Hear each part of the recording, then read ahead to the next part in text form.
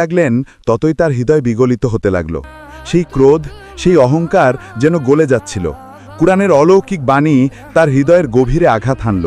তিনি বললেন, কি চমৎকার বাণী, কত মহৎ এই কথা। ওমর রাদিয়াল্লাহু আনহু তখনই সিদ্ধান্ত নিলেন।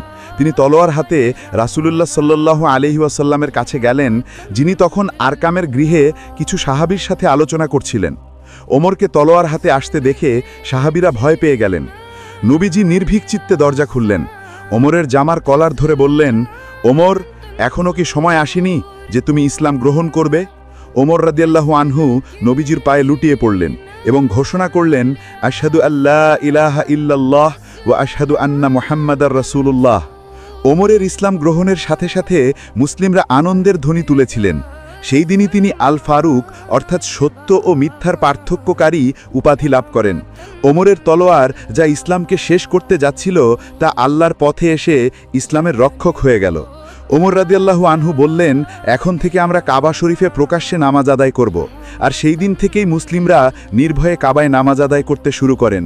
ইসলামের ইতিহাসে ওমরের গ্রহণ ছিল এক মোড় ঘোরানো ঘটনা। গল্পের মূল শিক্ষা এক, দৃঢ়তা ও সত্যের প্রভাব, দ্য পাওয়ার অফ ট্রুথ। শিক্ষা, যতই বাধা আসুক না কেন, সত্যের শক্তি এত বেশি যা সবচেয়ে কঠিন হৃদয়কেও বিগলিত করতে পারে। ওমরের ক্রোধ কুরআনের বাণীর কাছে হার মেনেছিল। 2, ঈমানের বলিষ্ঠতা, দ্য স্ট্রেংথ অফ ফেইথ। শিক্ষা, হযরত ফাতিমা রাদিয়াল্লাহু আনহা রক্ত ঝরানোর সত্ত্বেও ঈমান ত্যাগ করেননি। তার এই বলিষ্ঠতা এবং সাহসিকতা ওমর রাদিয়াল্লাহু আনহুকে প্রভাবিত করেছিল।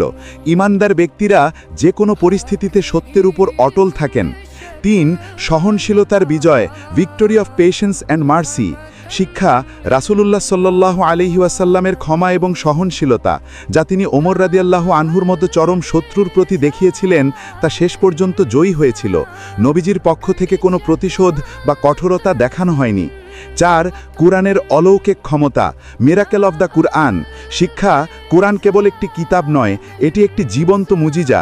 এর ভাষা, শব্দ এবং ভাব সরাসরি হৃদয়ে প্রবেশ করার ক্ষমতা রাখে, যা চিন্তাধারাকে আমূল পরিবর্তন করে দেয়। 5, সাহস ও নির্ভীকতা। শিক্ষা, ওমর রাদিয়াল্লাহু আনহুর ইসলাম গ্রহণের পর মুসলিমরা লুকিয়ে রইলেন না। ওমর রাদিয়াল্লাহু আনহু তাদের সাহস দিলেন এবং প্রকাশ্যে কাবা শরীফে নামাজ আদায় শুরু হলো। একজন ব্যক্তির সত্য গ্রহণ পুরো সমাজের চিত্র পাল্টে দিতে পারে। যদি ভিডিওটি ভালো লেগে থাকে তাহলে টিকটক বা ফেসবুক থেকে দেখলে ফলো করে দিবেন, আর ইউটিউব থেকে দেখলে সাবস্ক্রাইব করতে ভুলবেন না। ইনশাআল্লাহ পরের ভিডিওতে আবার দেখা হবে একটি ইসলামিক শিক্ষণীয় গল্প নিয়ে। ততক্ষণ পর্যন্ত আল্লাহ হাফেজ।